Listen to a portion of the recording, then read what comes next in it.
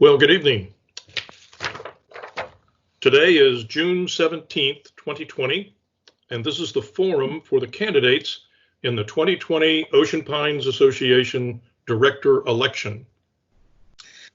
This is the first time we've ever conducted a candidate forum using the internet. Please bear with us if we might fumble this a little bit, as most of us are very new at this. The committee is monitoring our email, which is elections, plural, @oceanpines.org. Association members are encouraged to send questions for the candidates to that email address. All questions will be considered. We are not using the chat feature on this platform for that purpose tonight. Allow me to introduce the Elections Committee. I'm Steve Habiger, the chairperson. The members of the committee are Mark Heinz, Carol Ludwig, Mary Ann Whitcomb, and Bob Windsor. Director Steve Tuttle is our board liaison. On May 21st, letters were mailed to all candidates defining requested information with a deadline. All materials submitted by the deadline will be printed in Ocean Pines publications and local newspapers over the course of the election. Our goal is to mail ballots to eligible voters the week of July 6th, and all ballots must be received, repeat, received by 5 p.m. on Wednesday, August 5th. Ballots can be dropped in the ballot box, which will be located in the lobby of the administration building, or mailed back using the business reply envelope that will be in your materials that you're sent. This year, our candidates are, in ballot order, Colette Horn, Doug Parks, and Stuart Laconic. From now on, I will refer to all candidates by their first name. Each candidate will have 3 minutes for an opening statement. Following the opening statements, we will ask the candidates a series of questions on topics of interest to association members. Each candidate will have 2 minutes to answer each question. Carol Ludwig is our timer this evening. She will display a timer for the candidates and issue a 30-second warning as their time winds down. During the question period, candidates will be called randomly. All candidates will be able to answer every question. At the end of the forum, each candidate will have 3 minutes for a closing statement, and those statements will be done in reverse ballot order. We now proceed to the opening statements in ballot order. Colette, you're up first. Hi, everybody. I'm Colette Horn. My husband, Jerry, and I have been Ocean Pines homeowners for 11 years and full-time for almost a year now. I have a PhD in psychology with experience running my clinical and consulting psychology business and serving on the Ocean Pines Board of Directors. I'm running for a second term. I got involved in 2016 when I saw the board not working together very well and making bad financial decisions that ultimately resulted in the $1.2 million deficit that we're still recovering from.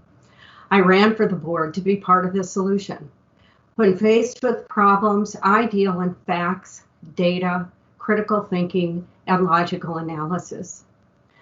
My early focus as a director was to get the board working together productively by shifting the culture to professionalism, guided by principles of teamwork, ethics, and decorum.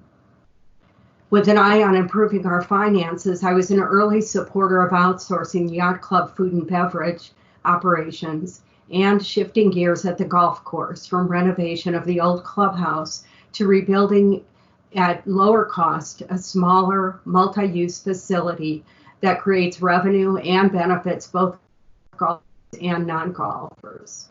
Opposed to outsourcing our business operations, I steadfastly supported the purchase of new software to modernize business operations. This lower cost solution promises improved service and efficiency when fully implemented. I realize we're a little behind on that, but the customization is a little more extensive than we expected. Disturbed by poor performance in the GM's office beginning prior to my term as a director, I was instrumental in securing the contract with our current GM. This yielded notable improvements in teamwork, efficiency, and productivity throughout the organization. As a result, we got a lot done in the areas of maintenance and new capital projects, and we enjoyed a $500,000 operating surplus at the end of this past fiscal year. Wanting to ensure that we maintain our focus on quality, I drove the development of our GM performance review appraisal process, and in doing so, we took our first step in the development of a succession plan for our GM position by specifying the characteristics needed for success. I'm running for a second to continue to work with my board colleagues to solve problems and get things done. I hope you'll consider giving me your vote. Thanks. Thank you, Colette. Doug? Good evening, everyone. My name's Doug Parks, and I am running for re-election to the OPA Board of Directors. I've been a homeowner in Ocean Pines since 2007 and have lived here full-time since 2013. I've served on the OPA Board for 4 years and have been honored by my colleagues on the board to have been elected president for the past 3 years.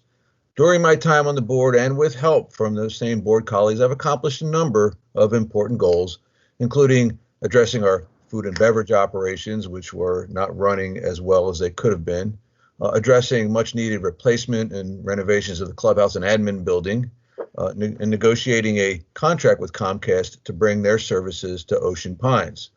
I also coordinated with others on the board to bring our GM and to get a contract for GM services so that we could stabilize the operation and start to begin the turnaround, which has been going on since for the past 3 years. I continue to run because I still have my desire to use my time, my energy, and my focus to continue to serve our community. From a professional background, I held the position of Chief Information Officer and have held executive positions in the technology areas at several prominent companies before I retired in 2019. I bring a business background, a team-oriented approach, and my experience as a director as assets for a candidate. I'm looking forward to tonight's discussion, and as always, I'm available to answer questions and answer any other kinds of issues that we face here in Ocean Pines. And as we move forward in all this, first, I also want to thank the other candidates who have stepped forward and have volunteered their time to serve the community. And I want to thank them for stepping forward and being part of the solution, as we move to support Ocean Pines. With that said, I also ask that you consider, given my background, and my service to the community, that you would cast a vote for me in the upcoming election. And I thank you very much for your time. Thank you, Doug. Stuart? Hello, folks. I want to thank everyone for taking the time to tune in tonight. My name is Stuart Laconic. I am a proud product of the Philadelphia public school system. I went to Temple University for my undergraduate, Life University in Atlanta, Georgia for my doctorate, and my postgraduate degree as a functional neurologist out of Logan College in St. Louis. I specialize in the treatment of traumatic brain injuries.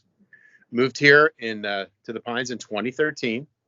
This community is an awesome place to visit, vacation, and live. I'm a compassionate man who listens to all sides before making a decision. I come before you with no preset agenda. I decided to run for the board after my wife served on it and had to resign due to health issues. I was able to see more of the realities of the community instead of just listening to gossip. The last two boards have made great progress in fixing a financial nightmare and improving our amenities. I want the opportunity to offer a fresh pair of eyes and continue to involve community groups in the decisions we make. I've always been a community activist. I'm involved in both the Lions and the Rotary in my town. I served on the board of the Rotary. I also served on Operation Stand Down. Stand Down's is a group, an organization where we take homeless vets off the street. We plug them back into the VA to hopefully have them become productive members of society again. I am the president of the Chiropractic Alliance of Southeastern Pennsylvania, and I know what it takes to run a successful practice. I know what it takes to run for a financially stable business to operate. I work with multiple personalities, and I hope to serve this community in the same way. And I would hope that you vote for me. Thank you, Stuart. Now, to a series of questions of interest to the association members. and these will be assigned in random order. And first to answer this question will be Doug, followed by Stuart, and then Colette. Everyone is aware of the uncharted waters we are steaming into as we deal with the current situation.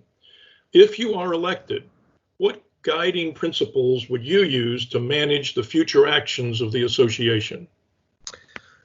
Very good question. Interestingly enough, these are, and everybody's, I'm sure, going to use the same term, unprecedented times. Nobody has a playbook for something like this. We can do all the contingency planning we want to, but that usually ends up being a guidance, and you really have to adjust in real time in order to address those kinds of issues that come up.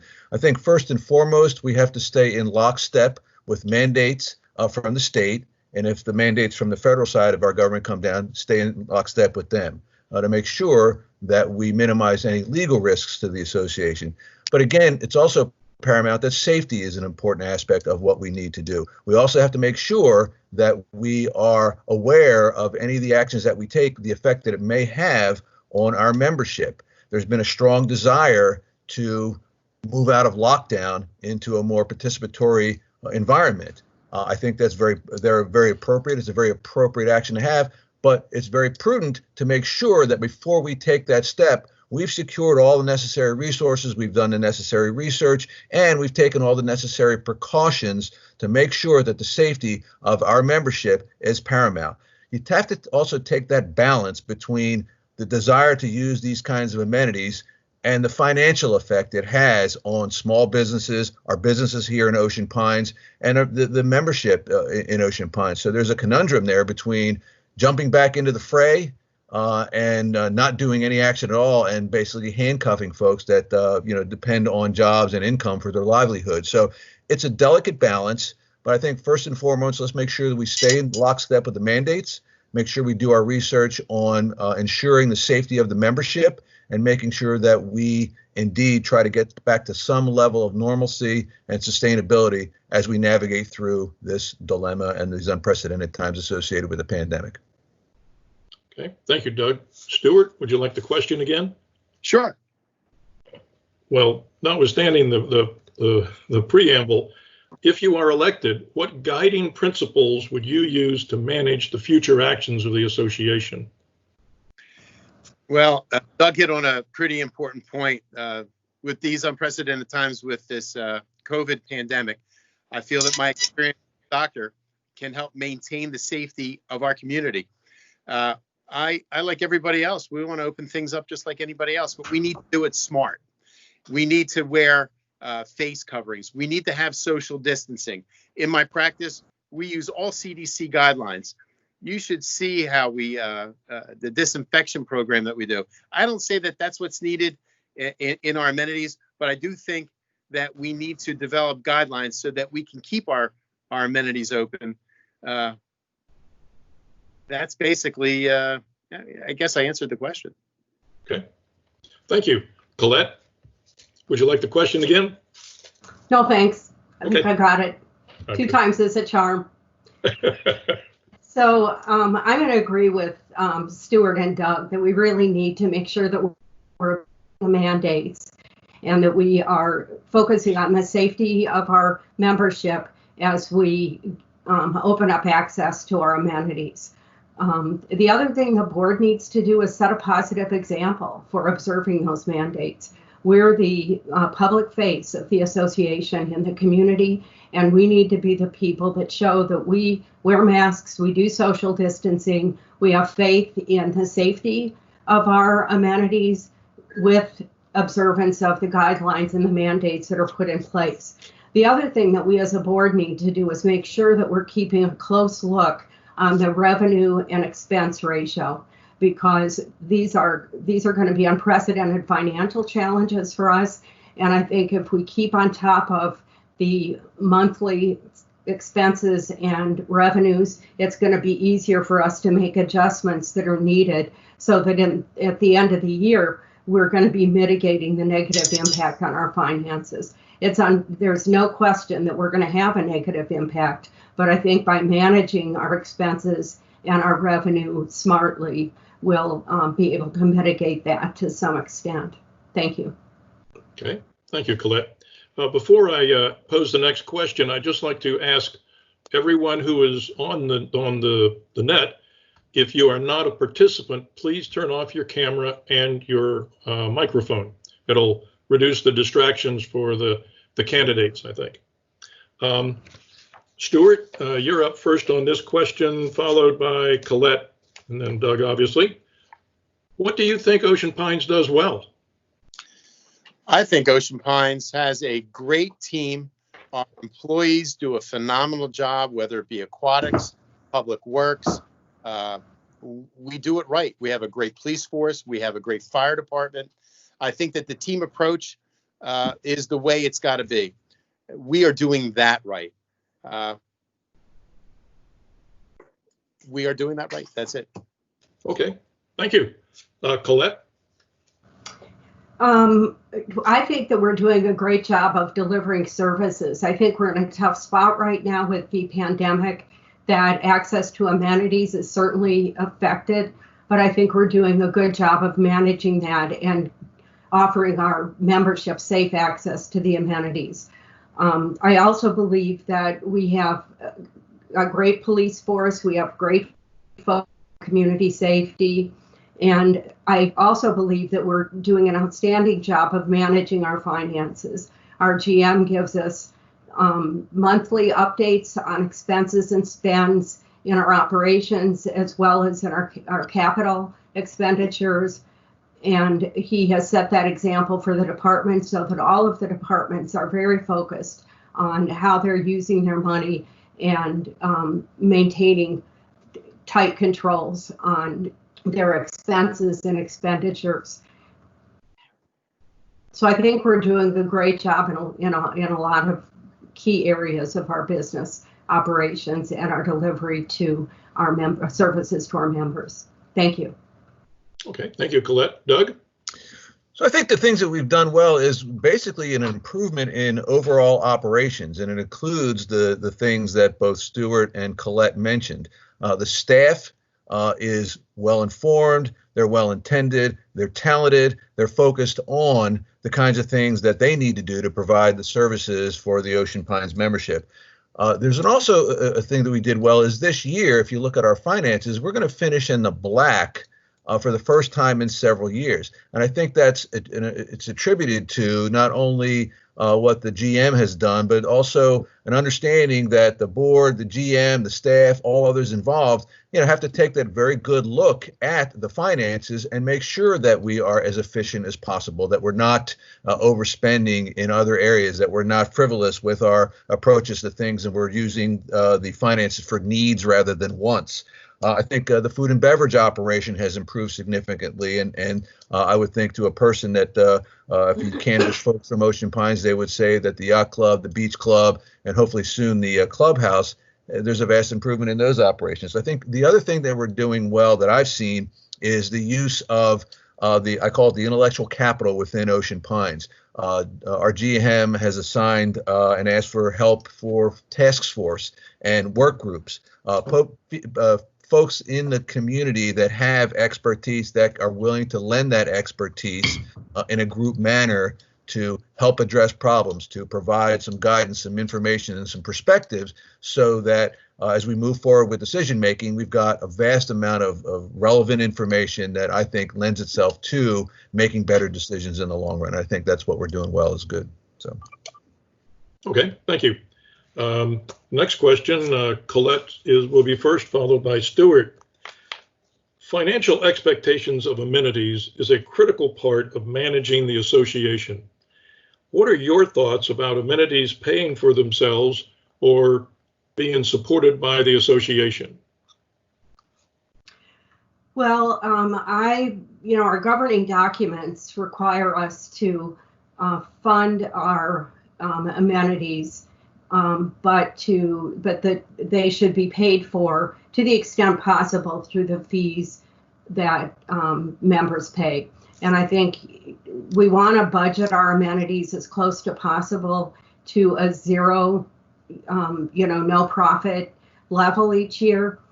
That's not always possible. Some of our amenities, that's a great challenge. but I think that's certainly something to strive for. I think the most important thing is to balance the quality and the access to the amenities with the cost. And as I said before, each of our departments looks very closely at their finances monthly and is accountable to the GM. And I think the best expectation to have for the amenities is that they maintain that financial accountability and try to deliver the best service possible with the least amount of subsidy required from the community.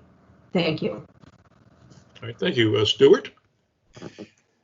Can you repeat that, please? Oh, yes, sure. Financial expectations of an amenity is a critical part of managing the association budget. What are your thoughts about amenities paying for themselves or being supported by the association? The amenities are for the community. We need to do everything we can to subsidize the cost of them, but they need to continue. We go through them to make sure that they cost as little to run at high quality. I know this may not be popular, but we outside folks using our amenities pay for them also. So we need to increase some of the fees for some of the outsiders that come in, so that we can help subsidize and off-put some of the costs of what these things cost. Whether it's golf, we need a marketing plan for golf. We need a marketing plan for our parks and rec. We have great managers overseeing our amenities that keep a tight grip on our bottom line. I think that's really what we need to continue to do. Okay, thank you, Stuart. Doug? Yeah, I think it's Resolution M02 states that we need to run our amenities in a business-like manner, and I think that's a very important aspect of it. So looking at the guidelines when you're creating a budget to run an amenity obviously has to go to the historical reference from previous years, looking at the expense side and the revenue side, making projections on how we can be financially sound with regard to projecting the use of an amenity, the potential revenue, or in some cases the shortfall of an amenity. It's staying the focus of that is really, really important. No one can say that no matter what, the amenity is going to make money, or that you will charge enough in a fee structure in order for it to be in the black. Participation, especially this year, would be a very good indication of the fact that we could plan to have X number of, let's say, visits to the pool, and we could project our revenue off of that. Well, I'd like to say, and I'm pretty sure everybody would agree, that those projections are probably not correct for this year, because we couldn't have planned for the, reduction in the number of participants at any one of the amenities. Stuart mentioned a thing that we had talked about a couple of years ago. We've done a little bit of it, and I'd like to stay focused on that, and that is the price difference between the use of amenity by an OPA member and the use of an amenity by a non-OPA member. I think there's an opportunity there for us to relook at that structure. We've talked about it. We talk about it every year. The difference is not that much right now, and maybe we should have that as an item. It's also important for the membership to know that indeed the outside use of these facilities is revenue-wise helped by people not in the association paying for it. And by the way, due to our 501c4 status and our IRS tax ruling, we have to make sure that these amenities are open to the public. But running it in a business-like fashion per our resolutions, M02 is really the focus, and that's what we should stay focused on. Thank you, Doug. Well, that leads right into the next question, and Doug is first, followed by Stuart and then Colette. Funding and operation of the Ocean Pines Golf Course has been attempted using several approaches. As a director, how would you approach this matter? So having gone through several iterations of this, I think we have the right model in place, and it's based on referenceability. We had Billy Casper several years ago. The cost structure, the revenue side of it never really panned out, although the idea that was floated I thought was very reasonable. But the real live data proved that for whatever reason, it wasn't working out in Ocean Pines' favor. Bring on Landscapes Unlimited, another outsourced management firm to run the golf course, and basically the same story. I'm sure there were other conditions that they had to deal with, but at the end of the day, they were looking at it from their perspective and maybe not the membership perspective. One of the things that I like in the fact that we are running this Unlike food and beverage operations, with us running this, the focus is on maintaining this is the membership's golf course, in such a way that it's not just a money-making issue, it's something that's a service to the community. I think we have a much better control, a much better oversight, and a much better management running it in-house based on A, the performance of the current in-house staff, and B, the reference to, I don't want to call them failed, we'll just call them unsuccessful attempts to outsource that service to not one, but two other companies in the past couple of years. So I like we really do have to focus on that. Stuart mentioned a marketing plan, and I think that goes not only for the golf amenity, but every amenity, but we really do need to stay focused on that. And I'm a firm believer that the current in-house management of that amenity and that operation is well served by the current staff. Thank you, Doug. Stuart? Well, I have to say I agree with Doug. I have 3 words for our golf course: marketing, marketing, and marketing. I think that we have to utilize our brand new clubhouse. We have to market it. We have to use it for events. And I think these types of things will bring more revenue in. The golf pro needs to do more with addressing a true management style so that we can get more outside play in here. That's where the money's going to be.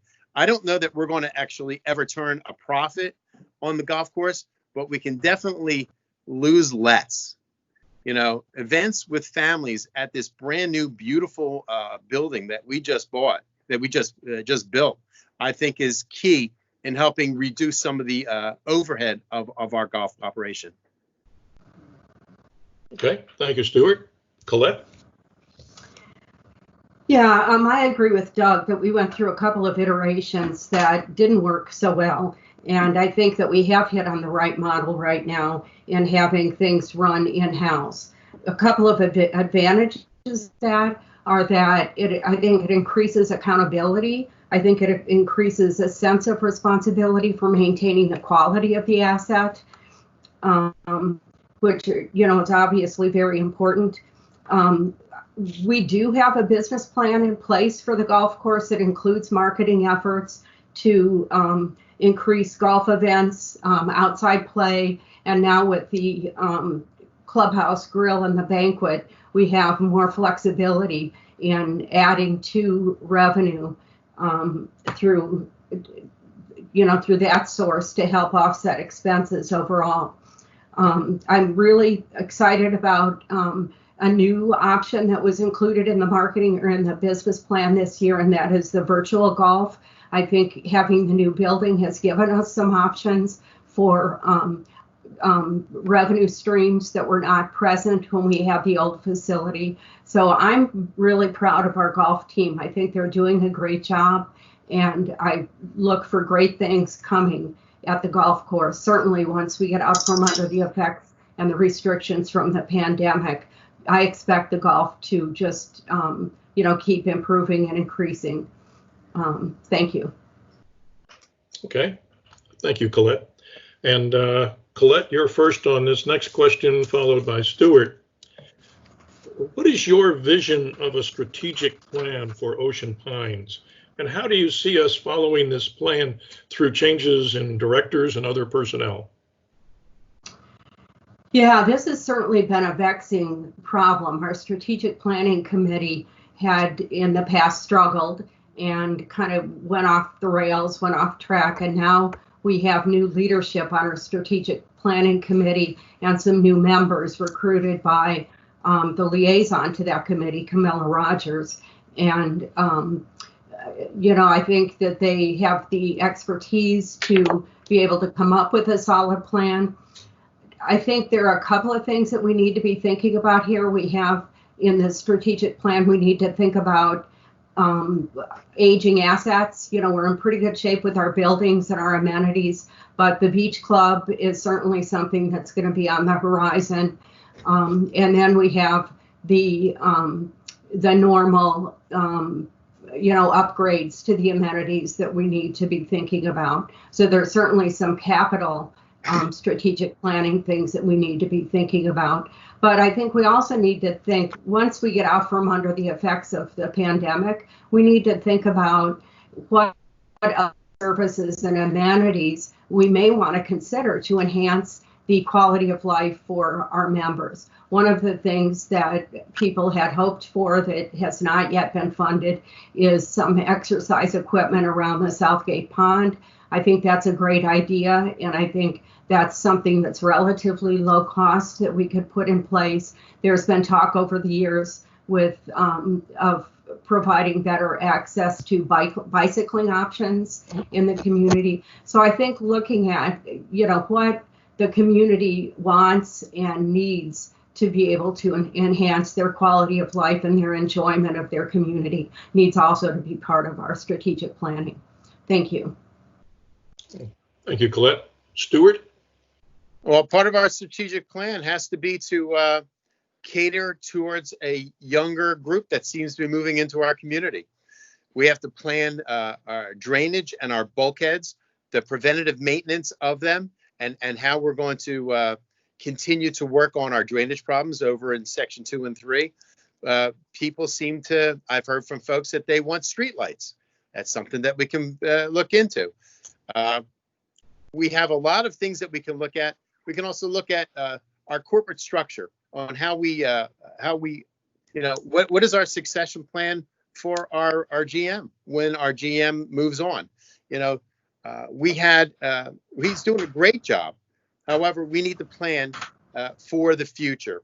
I thought the previous board did a great job in establishing a hierarchy chart with the GM being a little diluted, where you had Colby on one side, director of operations, and you had Steve Phillips on the other side, the director of finance, and all the department heads reported to them, and then they reported to the GM. So if the GM does turn over or moves on, we don't miss a beat. Part of our strategic plan has to be really important. We need community involvement on what they want. Community involvement in what they want and see in the future is real important. So we need to tap in and ask our community, what do they want? So public safety is also an issue.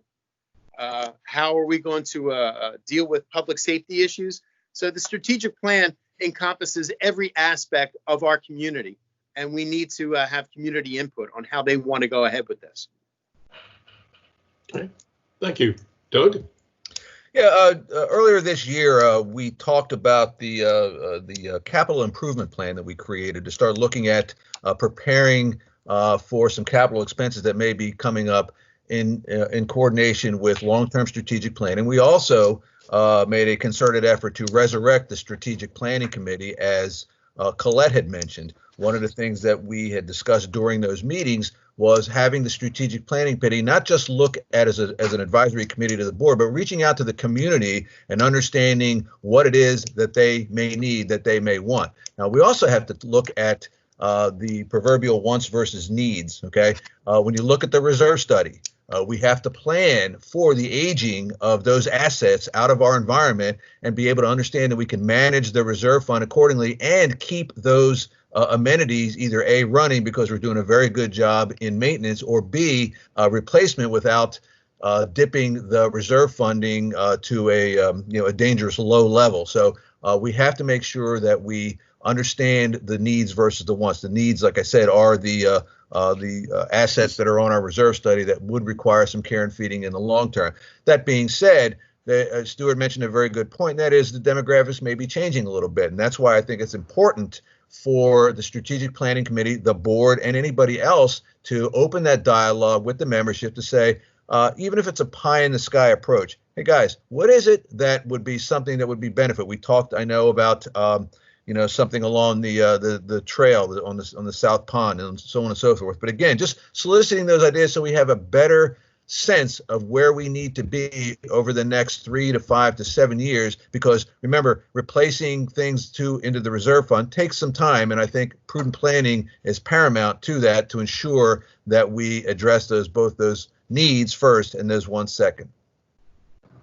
Okay, thank you, Doug. The next question, Stuart, you're up first, followed by Doug. Cell phone service in Ocean Pines varies widely within the community. As a director, how would you seek to improve cell phone coverage?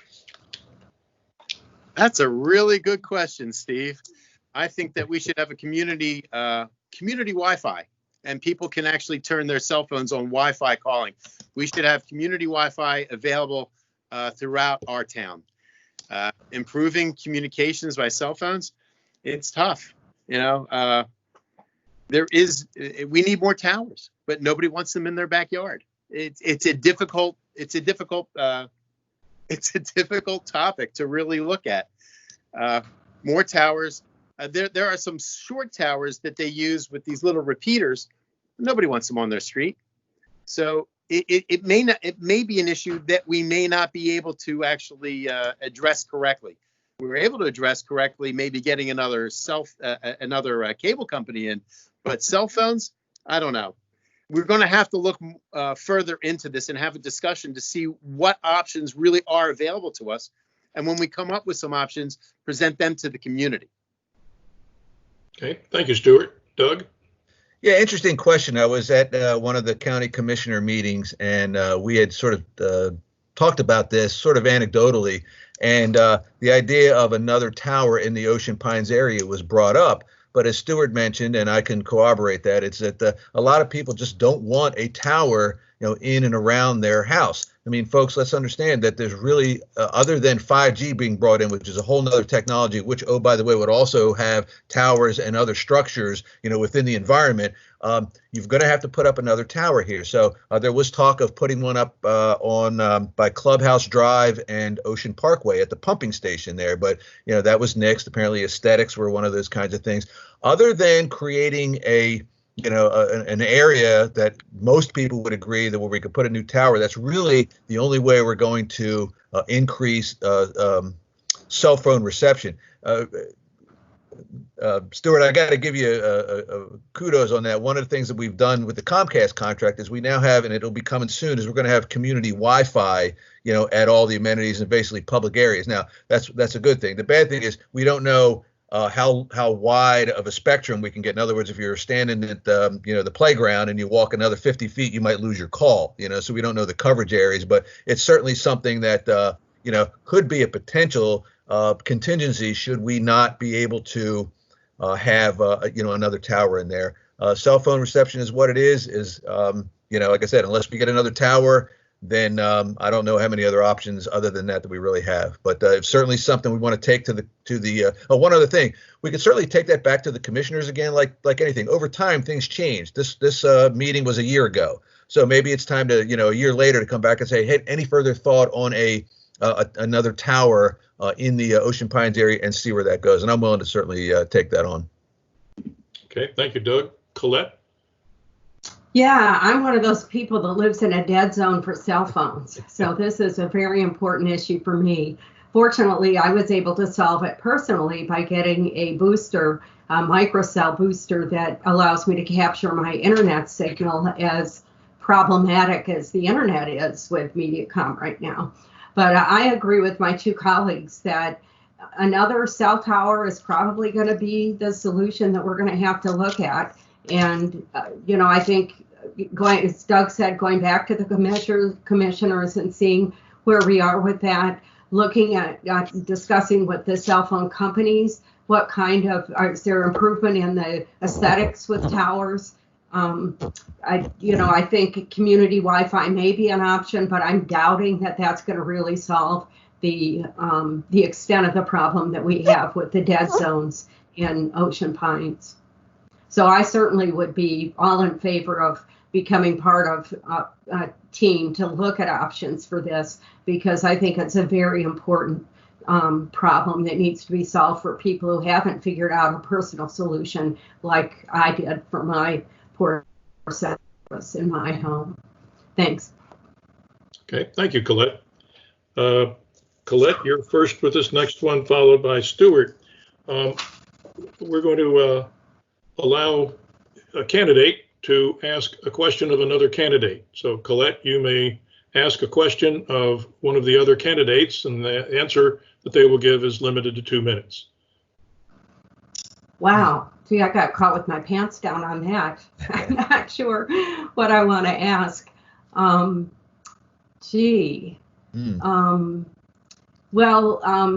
guess I'll ask Stuart. He has mentioned a lot of concern about the drainage issues in Ocean Pines.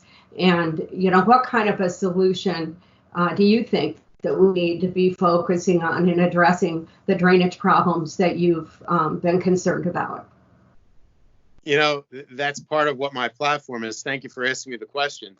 I really think that we need to have at least 2 people, maybe 3, dedicated just to ditch maintenance, period. Not to be pulled off to other things. We have guys that do that, but they get pulled off at times to do lawn mowing and stuff. We have about 200 miles worth of ditches and roads in this town. We need more preventative maintenance on our culverts and our ditches. This is real important. See, Colby's been working on getting a grant, and we should find out within the next month or so whether we're going to get it. And once we get it, which I do believe we will, we need some oversight on how that's going to be spent in order to re-engineering some of the runoff water and how things we need proper oversight on how that money's spent to correct the issue.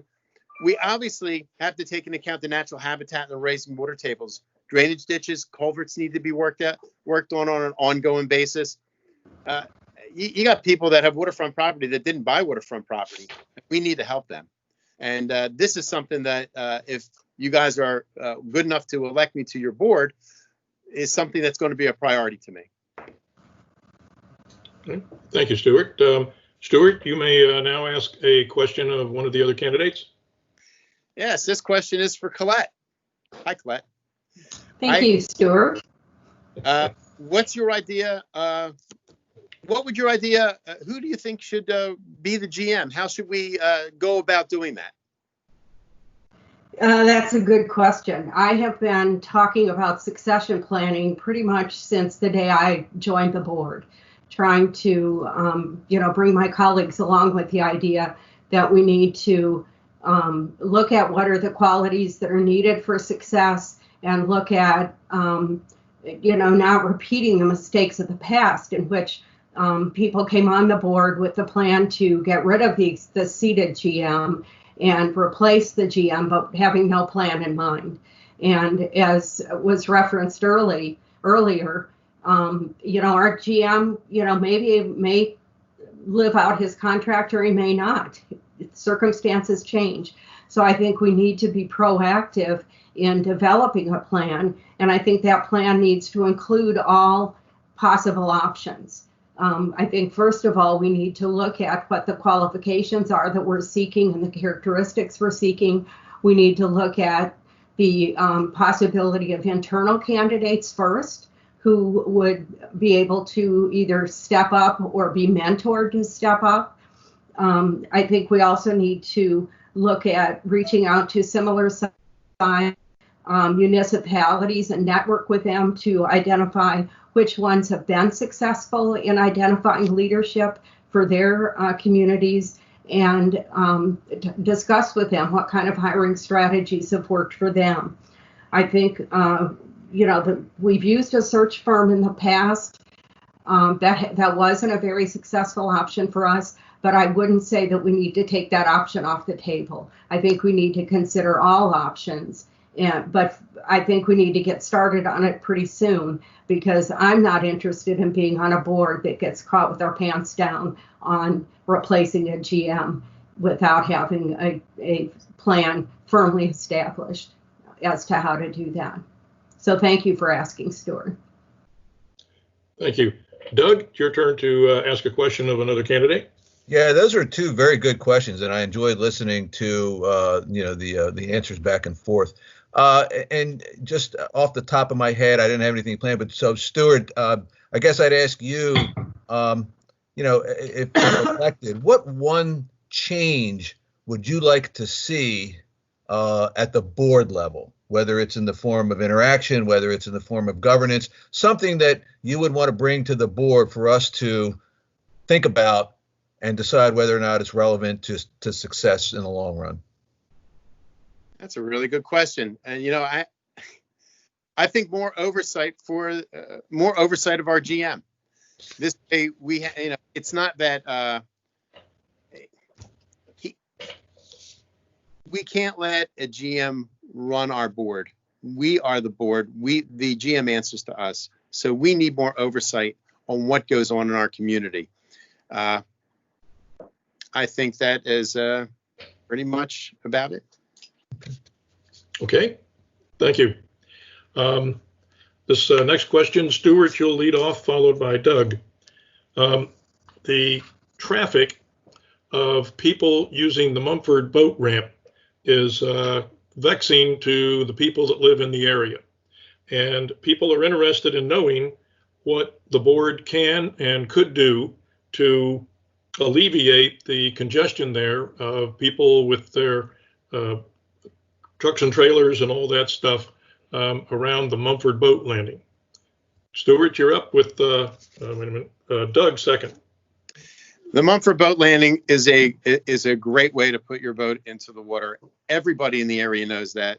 So the only way you can really do something about it, and this is something that if I do get on the board, we're going to have to discuss and figure out a solution. But I think that we have to put a gate there with a little like a thing that you hit the gate with to let you in. Only the people that have a card can get into the gate.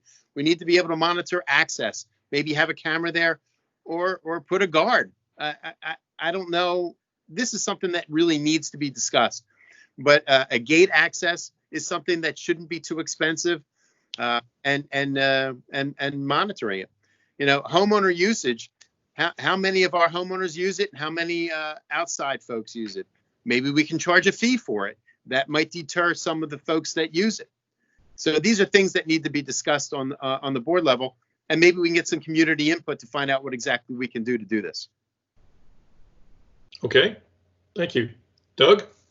Yeah, I want to reference the conversations that we had about the Whitehorse Park boat landing as well. You know, a year ago or year and a half ago, we tasked the Marine Advisory Committee with gathering data on the number of uses of that thing. And we, interestingly enough, other than a couple of days out of the year, most of the time people were able to get their boat set off and launched and so on. So Mumford's a little different. Mumford, I think, out in the community outside of Ocean Pines, there are more commercial folks that understand that that's a really good way to get their boat into the water. I think it's pretty simple in concept. I think it's very difficult in operation. The simple concept would be some sort of fee structure for usage and an entrance. If a gate's one of them, certainly we could do that. I think a fee structure for parking is another thing, because once they launch their boat, I've known that there's some people there that leave the trailer and the truck or both in the lot. I think the difficulty is trying to administer those. A gate. How do we administer cards? How do we administer the fee structure? Do we need to have labor over there, another expense in order to do that? How do we cover that expense? How do we monitor it? Do we have hours of operation? All of those kinds of things sort of contribute to it.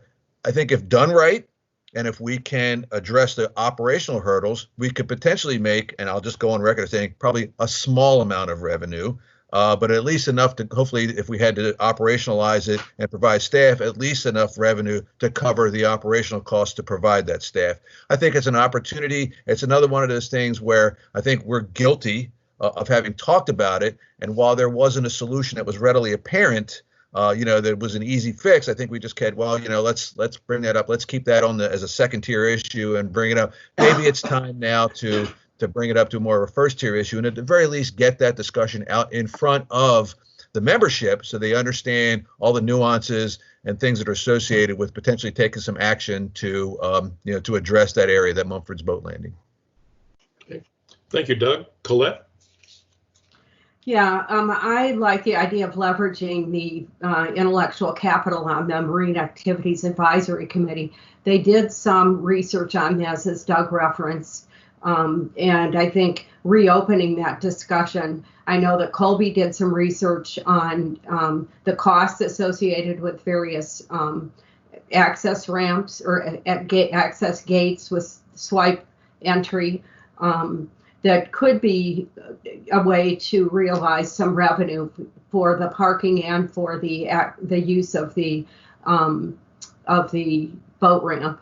The other concern that we've heard from members has to do with the Whitehorse boat ramp, the access canal coming in and out of that boat ramp, that people very disturbed by the speeds. And I think the speeds of the boats have been more of a concern for the commercial users than the recreational users.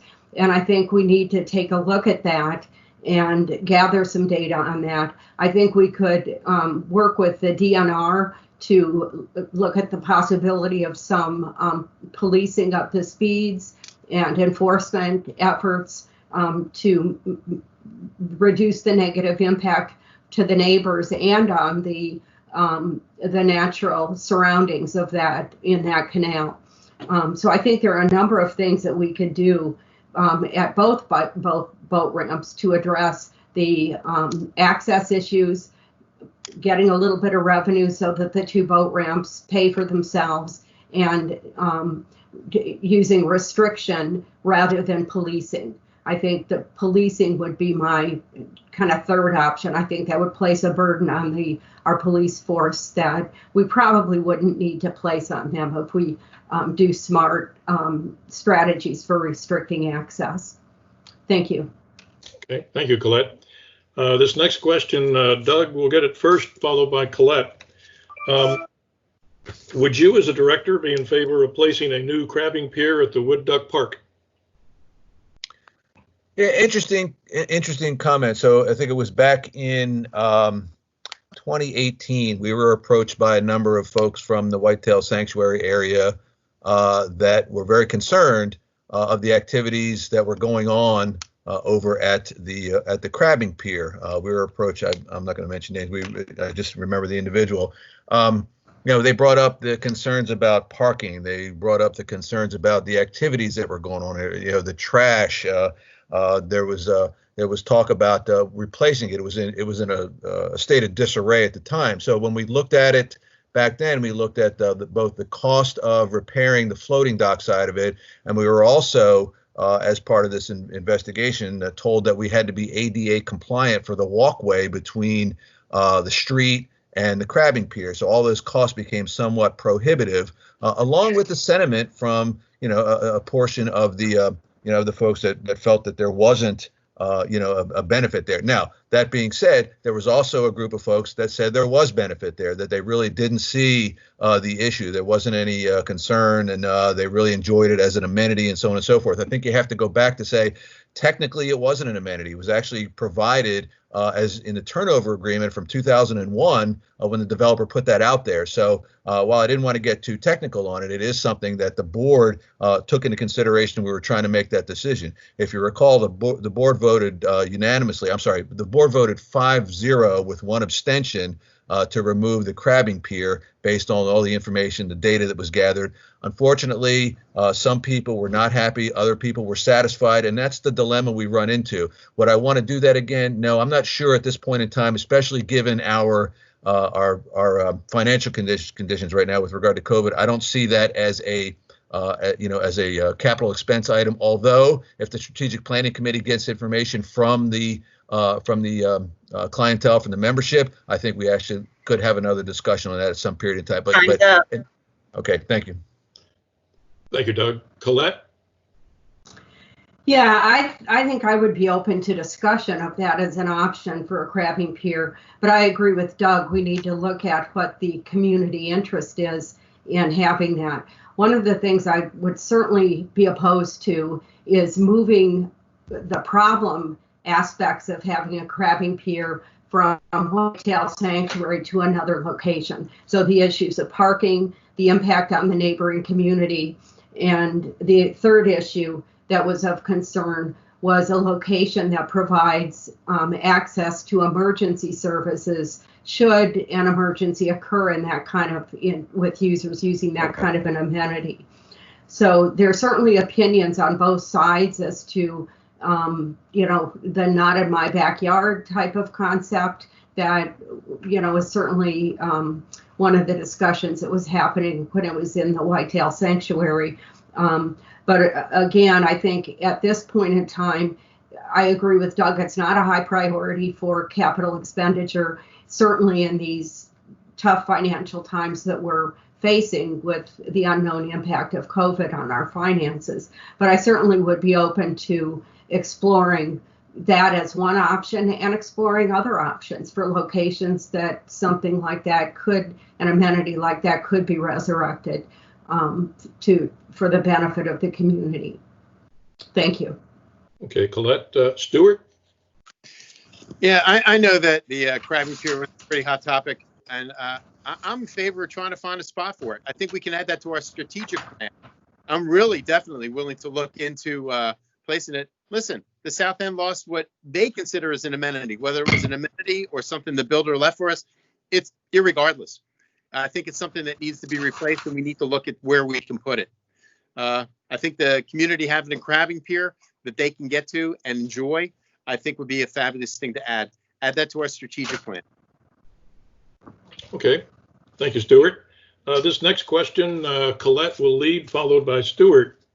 And let's continue to talk about that capital projects, capital budget that you all alluded to one way or the other. I'm kind of surprised the crabbing pier is in the capital, but nonetheless, we have some things that are going to have to be worked on. And what is your vision for the capital prioritization of projects in the fairly near 1 to 2, maybe 3 year future? First would be Colette, followed by Stuart.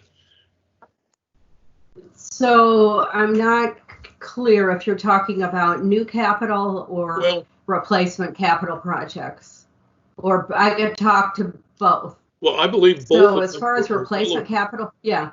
As far as replacement capital projects, yeah, I think we're in pretty good shape with a lot of our older buildings. But I think the Beach Club facility is one that is going to be coming up for consideration for replacement.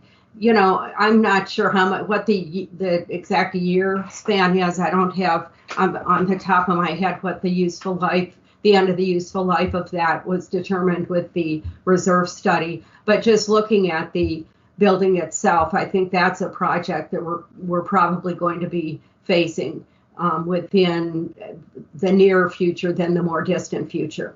The new capital reserve fund is really a whole different animal. And I think, both sides of the capital expenditures, the new capital and the replacement of capital items, I agree that needs to be part of a strategic plan. And I would like to see us really jumpstart those discussions on, where are we with the replacement capital projects and prioritizing them based on need. First of all, the end of the useful life of the capital item. But with the capital items, I think that's going to be more a member preference. What are the amenities expansions or service expansions that make sense for our community that will help enhance quality of life? And I think those decisions really need to be made based on a cost benefit ratio. What kind of, how we would fund them, whether they're projects that would over time pay for themselves through fee structures and memberships depending upon the item itself. So I would, I think there are a couple of projects that we could begin to look at. Certainly the extra party room at the Sports Corps pool is one that's already been identified that will eventually pay for itself. Thank you. Sorry. Thank you. Okay. Thank you. Let's see. I think it was me now. Yes, Stuart. Thank you. Can you repeat the question? I lost track. Well, we were speaking of the capital projects, both replacement and new. And okay. Given the tumultuous times we're in, we still have needs. And what is your view of capital projects as we move forward? I think a huge need is the replacement of the old and rusty drainage pipes throughout our community. That's huge because that would alleviate a lot of our issues with flooding. I like to see that added to the beach club can be added to our strategic plan. We have to maintain our buildings. We have these beautiful buildings. They're brand new. we need an actual maintenance plan. How are they going to be maintained? How are we going to get the lifetime out of them? Are they something that we're going to, defer the maintenance for ever and ever and then wind up having to replace them again? Or are we going to be able to keep them in pristine shape throughout the entire lifespan of the building? I think that that's real important. But I think that we also, getting back to drainage, I'm sorry, drainage is the number one key issue here. And I think I'll defer the rest of my time to Douglas. Okay. So It doesn't work that way, but go ahead. I am recognized by the chair, correct? Yes, exactly. All right. So a couple of, I think I'm taking the question as you're looking at capital expenditures only at this point. Yeah, And replacement reserve costs. So I would offer that I believe, Stuart, you're absolutely correct that maintenance, is an absolute requirement, but that's on the operational side. And I think the question was dictated as something on the capital side. I think you're looking at the reserve study. Look, the reserve study will dictate the usable life of all the assets that we have. Now we focus on buildings, but remember, a good portion of the assets that make up the list of assets that we have in our reserve study are lower cost items. That are basically included within the buildings. So the cumulative effect of all of those lower cost items does add up to a significant figure. I mentioned earlier that that it's needs versus wants. Okay, the benefit or the requirement here is to prioritize what we see on the reserve study for existing assets, what we hear from the general public as far as wants and desires to move forward, and understand how each one of those will affect our current capital spending and our future reserve spending. So the key here is to prioritize those kinds of things. Yes, we are going to be in a little bit of a difficult financial position this year. So being able to explain to the membership that we're not going to do this particular capital expense this year. And I think, Colette, you brought up a good one, and I hate to pick on the sports court pool, but let's say if it was a couple $100,000 to add that room, we may have to defer that because of our financial position right now, but that doesn't remove it from the wish list, from the requirements list. And I also think that this discussion further promotes the benefit of having a strategic planning committee canvass the membership, and so we have a better idea of the desires out there for future capital expenses. But prioritization is the key at this point. Okay, thank you. This next question, Doug will go first, followed by Colette. Why did you decide to run as a director? That's a really easy one. I have been in the volunteer aspect of things for most of my adult life. I was the president of the Bowie Hockey Club. I was the commissioner of the Capital Beltway Hockey League. I served for USA Hockey at the national level. I have served on committees in my communities back in Bowie, and so on and so forth. Volunteering my time, effort, and energy is something that I do. I believe in it. I trust in it. It makes me it just makes me satisfied that I have the energy, the ability to give back to the community. I'm always want to support anyone and everyone that's very reasonable in a way that I can. I've been blessed with the energy, blessed with the ability, and I think it's my responsibility to share that. My business acumen on the side also helps from a director level. Looking at the business of Ocean Pines, I've been very interested in how we were doing things. Now that I've been on the board for 4 years, I got a much better understanding, and quite frankly, I'm better prepared if elected, to take those next steps, because I don't have to navigate those uncharted waters. We do understand what's there. We can focus on the things in front of us that allow us to contribute to our community, make it better for the folks that don't have the energy, the ability, or the desire to do that, but still need the benefit of somebody like myself who's willing to take the time and effort to devote to the community, to address the issues, and work towards an overall better environment. And that's what I do. And I will continue to do that, and it's just what drives me, and it makes me, be very happy that I can do that for the community. Okay, thank you. Colette?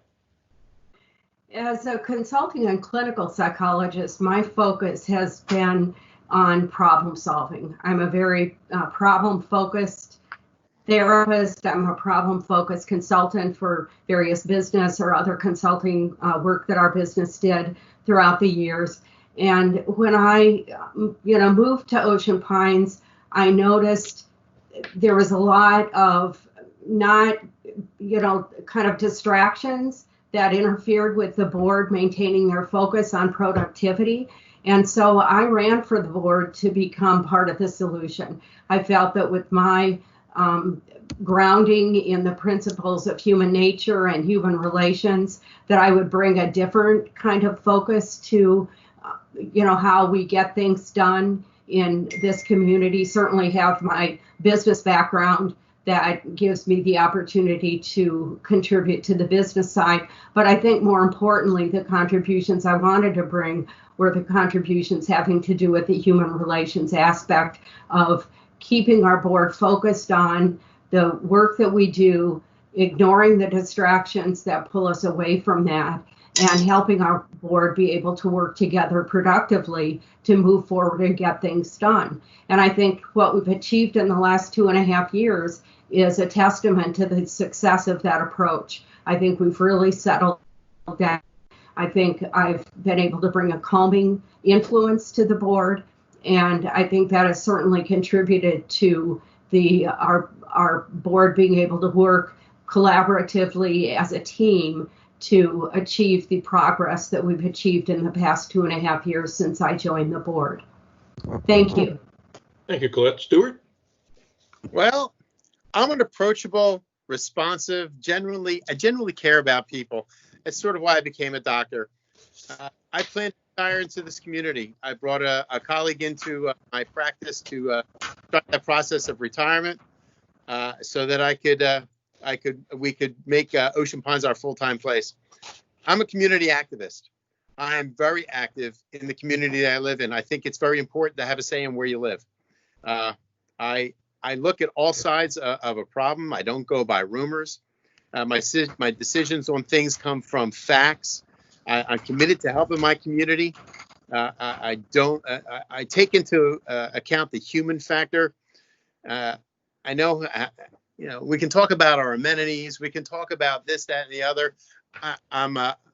I feel that acknowledging the community and acknowledging our members here is very important. If they feel that they're being ignored, they're going to have an issue. I feel like I'm a calming influence. I have no agenda. My agenda is I want to do the best. And to be honest with you, I'm passionate. I'm a passionate homeowner. And hey, I'm a great guy. There's an unsolicited testimonial there. Well, ladies and gentlemen, we have reached the end of our prepared questions. I know we had scheduled a longer time, but we don't have more questions prepared. Before we move to closing statements, I just wanted to acknowledge that behind the scenes of this activity has been the members of the Elections Committee, as well as Josh Davis, and we appreciate the support of all those folks. On behalf of the association, the Election Committee thanks you candidates for stepping forward and volunteering to do this very important work. The volunteers are what make this organization cycle, and we very much appreciate your volunteering to do that. The closing statements will be given in reverse ballot order. So Stuart, you're first, followed by Doug. Okay. Once again, I'd like to thank everybody that's tuned into tuned in, and the election board that set this all up. I want to thank my running mates, Colette and Doug, for being up here with me today. Looking forward to serving our community. I know I'm the new guy on the block in this election. I lack an experience. What I lack in experience, I make up in years of community service. My business knowledge.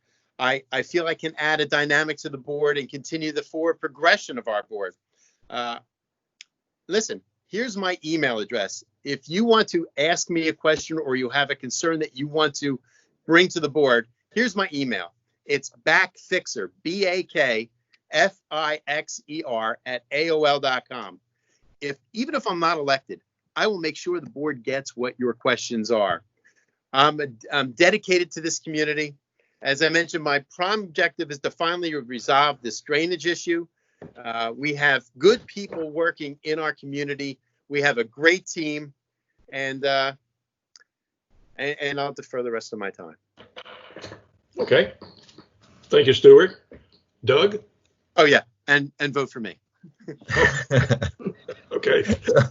So, yeah, and I'd also like to thank both Stuart and Colette, for stepping up, and willing to serve the community. As I stated in my opening remarks, and I still have the desire, to serve the community. If I'm fortunate enough to get elected again, I look forward to continuing working with my colleagues on the board.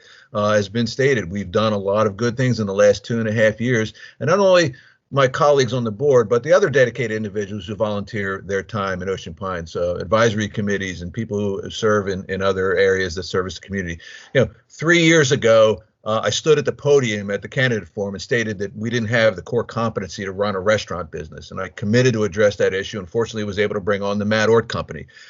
I created a technology work group to bring a solution to our aging and outdated technology and back office operations.